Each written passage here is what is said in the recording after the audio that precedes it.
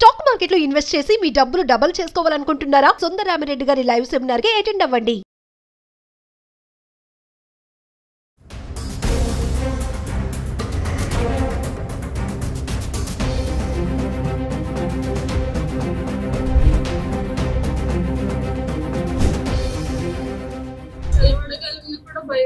Last year నేను సెలవులు మహా అయితే 11, 12 వాడానండి. రికార్డ్ చెక్ చేసుకోవచ్చు కావాలి. సెలవు అడిగి స్కూల్లో ఎంఎంఎస్ మొత్తం నేనే చేయాలి. వాళ్ళ అప్లికేషన్ తీసుకోవడం దగ్గర నుంచి వాళ్ళ క్యాస్ట్ ఇన్కమ్ తీసుకోవడం దగ్గర అప్లై చేయడం అన్ని నేనే చూసుకోవాలి. Hello viewers, welcome back to Suman TV. ప్రస్తుతం మనతో పాటు ఉన్నారు ఫ్యామిలీ కౌన్సిలర్ రజనీ రామ గారు. మేడంతో మాట్లాడదాం. నమస్తే మ్యామ్. నమస్తే నవీన. మ్యామ్, బయట మనం చాలా ఇన్సిడెంట్స్ చూస్తున్నాము. ముఖ్యంగా లేడీస్ విషయంలో చూస్తే బ్లాక్మెయిల్ గురవుతున్నారు, అఘాయిత్యాలు, అత్యాచారాలు, ఇంకా చాలా సెన్సిటివ్ టాపిక్స్. కొంతమంది ఆడవాళ్ళు ఏంటంటే ఏదైనా కష్టం వచ్చిందంటే ఎవరితో షేర్ చేసుకుందాం అనుకుంటారు. అటు మేల్ అయినా ఫీమేల్ అయినా సరే వాళ్ళ బాధ చెప్పేటప్పుడు అవతల వాళ్ళు అవునా అలాగా ఇలాగా అన్నప్పుడు వీళ్ళు చాలా నా బాధను అర్థం చేసుకుంటున్నాడు, అర్థం చేసుకుంటుంది అనే ఒక తాపత్రయాన్ని మొత్తం చెప్పేస్తారు. తర్వాత చూసుకుంటే సర్కిల్గా వాళ్ళే మళ్ళీ వీళ్ళ సమస్యగా తయారవుతారు. చివరికి అన్ని గుట్టంతా వాళ్ళకి చెప్పడం వల్ల రేపు పొద్దున వీళ్ళ బ్లాక్మెయిల్ చేయడం ఇవన్నీ చేయడం వల్ల చనిపోవడము, కృంగిపోవడం ఇలాంటివి జరుగుతుంటాయి. అంటే మామూలుగా చూసుకుంటే లేడీస్ చేసేటటువంటి తప్పులు ఏంటంటారు? నవేడేస్ వాళ్ళ కుటుంబాన్ని కానీ పిల్లల జీవితాలు కానీ నాశనం చేసుకుంటున్నారు. అంటే ఒక్కసారి వాళ్ళ లేడీస్ చేసే మిస్టేక్స్ ఏంటి, దానివల్ల పరిణామాలు ఎలా ఉంటాయి? అంటే అన్ని ఏజ్ గ్రూపుల వాళ్ళు మీరు అడుగుతున్నారా? అందరూ పెళ్ళైన వాళ్ళు, పెళ్లి కాని వాళ్ళు, భర్తను కోల్పోయిన మహిళలు అందరి గురించి. అదే ఇప్పుడు పర్సనల్ విషయాలు మనం బయట చెప్పుకున్నాము అని అంటే అది మన ఇంటి విషయం చెప్పినట్టే. దీనికి పాతకాలంలో ఏం చెప్పేవారంటే సంసారం గుట్టు రోగం రట్టు అనేవారు. అంటే ఆ పాతకాలంలో అనమాట. ఏదైనా మనకి అనారోగ్యం చేసింది, కష్టం వచ్చింది, రోగం అంటే రోగం అని కాదు, మరీ భరించలేని కష్టాలు వస్తే, పెద్ద కష్టాలు వస్తే అలాంటివి చెప్పుకోవాలి, వాటిని దాచిపెట్టకూడదు. ఎందుకంటే ఏదైనా అయింది అనుకో తర్వాత మాకు తెలియదు కదా, మాకు చెప్పాల్సింది కదా అని అంటారు అంతా అయిపోయిన తర్వాత. అలాగే సంసారం గుట్టు, ఇంటి విషయాలు గడప దాటి బయటకు వెళ్ళకూడదు. అందుకనే నేను చాలా వీడియోలో ఒకటి చెప్తా చూడండి, ఇంటి మెంబర్స్ అందరూ సాయంత్రం అయ్యేటప్పుడు కూర్చొని అన్ని విషయాలు చర్చించుకోవాలి అనేది. ఎందుకు? మన ఇంట్లో మనం ఇప్పుడు మన 4-5 ఉంటే మన ఇంటికి వచ్చిన సమస్య మన 5 అవును కదా. ఇంటికి 4 పిల్లర్స్ ఉంటే 4 సభ్యులు ఉంటే గనక 5 ఉన్నా 8 ఎంతమంది అన్నా ఉండనివ్వండి, ఆ పిల్లర్స్ లాంటి వాళ్ళు. ఏ పిల్లర్ లేకపోయినా ఇల్లు నిలబడదు. కాబట్టి ఇంటి సభ్యులందరూ ఇంటికి సంబంధించిన పిల్లర్స్ లాంటి వాళ్ళు. సో ఆ ఇంటికి ఏదైనా సమస్య వస్తే వీళ్ళందరికీ బాధ్యత. కాబట్టి వీళ్ళతోనే షేర్ చేసుకోవాలి. మనం మాట్లాడుకుని చర్చించుకుని ఎవరికైనా ఉపాయం తట్టచ్చుగా, అందులో ఒకరికి ఆ కష్టాన్ని గట్టెక్కించే ఉపాయం తట్టచ్చు కదా. అందుకని ఫ్యామిలీ మెంబర్స్ అందరూ కూర్చొని మాట్లాడుకోవాలి, చర్చించుకోవాలి అని నేను చెప్తూ ఉంటాను. అది పిల్లలు పుట్టిన దగ్గర నుంచి చిన్నప్పటి నుంచి అలవాటు చేస్తే పెద్ద అయిన తర్వాత వాళ్ళన్నిటినీ ఆదుకుంటూ ఉంటారనమాట. మళ్ళీ మనమే సలహా ఇచ్చుకుని సంప్రదించి 5 మనుషులు ఉన్నప్పుడు 5 రకాలుగా ఆలోచిస్తాం.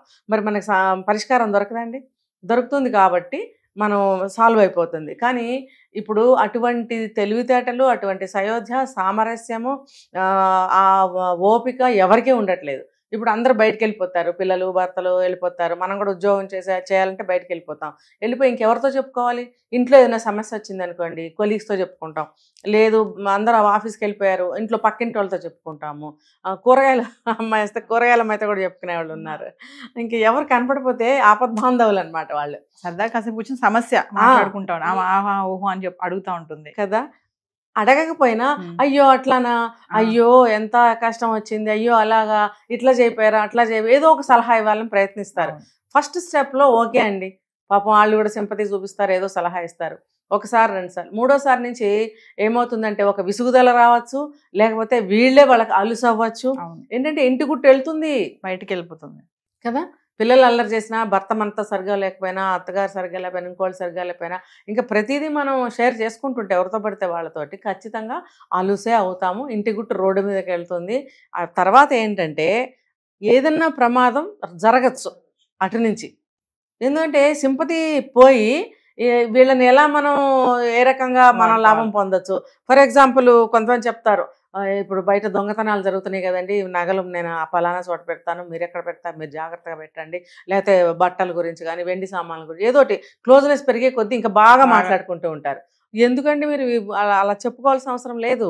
మీరు మీరు మనసులో పెట్టుకోండి. ఆ కంట్రోల్ అనేది ఉండాలి. అలా చెప్పడం వల్ల అవతల వాళ్ళు మంచివాళ్ళో చెడ్డవాళ్ళో ఓనర్సా టెనెంట్సా మనకు తెలియదు. ఇప్పుడు పక్కన ఉండేవాళ్ళే ఎన్ని మనకి ఏమంటారంటే సంఘ వ్యతిరేకమైనటువంటి బిజినెస్లు చేస్తున్నారు. మనం కనిపెట్టలేము వాళ్ళు, మన పక్కింటి వాళ్ళే అనుకుంటాం. దట్టు ఏంటంటే టెనెంట్స్ అనుకోండి ఇంకా జాగ్రత్తగా ఉండాలి. వాళ్ళు ఉంటారు, రేపు వెళ్ళిపోతారు. అసలు ఏ రోజు ఉంటారో ఏ రోజు వెకేట్ చేసి వెళ్ళిపోతారో తెలియదు. మనం ప్రతి ఒక్కళ్ళతోటి మన కష్ట సుఖాలు షేర్ చేసుకోవాల్సిన అవసరం లేదు. ఏదో ఓనర్స్ ఎప్పటి నుంచో మనతో పాటు ఉంటున్నారంటే ఎప్పుడైనా ఒక మాట మాట్లాడుకోవచ్చు. అది కూడా వద్దనే చెప్తాను, కానీ ఎప్పుడైనా ఒక మాట మరీ బాధ అనిపిస్తుంది కాబట్టి చెప్పుకోవచ్చు. అంతేగాని ఇలా ప్రతిదానికి వెళ్ళి వాళ్ళకి చెప్పుకోవటం వల్ల కోల్పోయేది వీళ్ళే. ఇంటి గుట్టుపోతుంది, మనకి లోకు అవుతాము, ఆనకేదైనా ప్రమాదం జరగచ్చు. ఇవిడ ఇక్కడ ఎలా పెట్టామన్నారు, అక్కడ అలా పెట్టామన్నారు, ఇంత లోన్ తీసుకున్నామన్నారు, లేకపోతే లోన్ తీర్చడానికి డబ్బు తెచ్చి ఇంట్లో పెట్టామన్నారు, ఇలా ఏదన్నా వివరాలు వెళ్తాయి. వెంటనే ఏమవుతుందండి, లూటీ చేస్తారు ఇంటి మీదకి వచ్చి. వీళ్ళు ఒక మొన్న కదా మనం తెలుసుకున్నాం, ఒక ఆవిడని మూతికి ప్లాస్టర్ వేసేసి అవన్నీ తీసుకుని వెళ్ళిపోయారు. తెలిసిన వాళ్ళు చేసిన పని అది. అంటే మనం చెప్పకపోయినా కూడా వాళ్ళతోటి జాగ్రత్తగా ఉండాలి, ఎటువంటి వాళ్ళతోనైనా. ఇంకోటి చెప్పకూడదు. ఈ జాగ్రత్తలు తీసుకోవాలి, కానీ కనిపెట్టుకుంటూ ఉండాలి సొసైటీని. దీనివల్ల ఏమవుతుందంటే ఏదన్నా మోసాలకు గురవుతారు. మోసాలకు గురైనప్పుడు ఏమవుతుంది, డిప్రెషన్కి వెళ్ళిపోతారు. వీళ్ళు ఇంట్లో చెప్పలేరు. అప్పుడు వీళ్ళు ఎలా అయినా వీళ్ళు బ్లాక్మెయిల్ చేయొచ్చు, ఏ విధంగా. అదే అంటున్నా, మోసాలకు గురై ఇంక బ్లాక్మెయిల్స్. నువ్వు ఇలా చెప్పావంటే నేను నీ గురించి ఇంట్లో చెప్పేస్తాను, నువ్వు నాకు డబ్బు ఇవ్వకపోతే ఇంట్లో వాళ్ళకి చెప్తాను, నీకు అలాగా, నువ్వు నీ మీద ఇంకా వేరే నిందలేసి నువ్వు అలా వెళ్తున్నావు ఎలా వెళ్తున్నావు అని నేను చిత్రించి క్రియేట్ చేసి నేను చెప్తాను. ఇలాంటివి చెప్పడానికి డ్రామాటికల్గా ఉంటాయి కానీ జరుగుతున్నాయి, కొన్ని జరుగుతున్నాయి మోసాలు, రకరకాల మోసాలు జరుగుతున్నాయి. అవి మనం కనిపెట్టలేకపోతున్నాం. కాబట్టి స్త్రీలు ఎట్లా ఉండాలి, భయపడకూడదు, ఆత్మస్థైర్యంతో ఉండాలి. మన ఇంటి గుట్టుని బయట వాళ్ళకి ఎందుకు చెప్తున్నాం మనం? ఇప్పుడు వాళ్ళు చెప్తారు ఏదైనా కష్ట సుఖాలు, మనం ఏమైనా చేయగలమా? కనీసం 10 రూపాయల సాయం కూడా ఒకళ్ళ నుంచి ఒకళ్ళకి వెళ్ళదు. కనీసం ఒంట్లో బాగోక పడుంటే మంచంలో ఒక గిన్నెతో అంత కూర అని, ఒక గ్లాస్ పాలని పాత రోజుల్లో సహాయాలు ఉండేవి. ఇప్పుడు అలాంటివి ఏమీ లేవు. అంటే ఏంటి, ఎవరికి వాళ్ళే భయపడుతున్నారు. అమ్మో ఏమవుతుందో, ముట్టుకుంటే ఏమవుతుందో, అంటుకుంటే ఏమవుతుందో, ఏదో అంటారు సామెత, ముట్టుకుంటే అంటుకుంటుందేమో అన్నట్టుగా ఉంటారు అని. అలా ఉంటారు చాలామంది. అందుకని వాళ్ళ నుంచి మనం ఎంత మాత్రం చేయగలం, ఎవరికైనా కష్టం వస్తే అది వాళ్ళు కూడా అంతే అనే నిజాన్ని తెలుసుకోవాలి వీళ్ళు. అలా చెప్పుకోవడం వల్ల మన భర్తను మనం బయట వేసుకోవడము, మన పిల్లల్ని మనం బయట పెట్టుకోవడము, మన ఇంటి సమస్యలను తీసుకెళ్ళి వాళ్ళందరికీ ఓపెన్ చేసి చెప్పడము, ఆనక మోసాలకి గురవ్వటము, తర్వాత మీరు అన్నట్టు బ్లాక్మెయిల్స్ అని అవని అంటే ఈ ఒక్క సందర్భంలోనే కాదు, వేరే. ఇప్పుడు ఆవిడ బయటకు వెళ్తుందండి, ఎక్కడన్నా కొంత డబ్బు కడుతుంది, ఆ డబ్బు గురించి ఇంట్లో చెప్పలేకపోవచ్చు, అది ఆ డబ్బు పోయింది అనుకోండి, అది ఇంట్లో చెప్పలేదు, అది మోసం. ఆ బాధ ఆవిడకి ఇంట్లో చెప్పాలా వద్దా, ఇలా రకరకాల మానసికమైనటువంటి ఒత్తిళ్ళకి గురవ్వటం అనేది జరుగుతుంది. ఇదంతా మనకు అవసరమా? స్త్రీలు ఏం చేయాలంటే ధైర్యంగా ఉండాలి.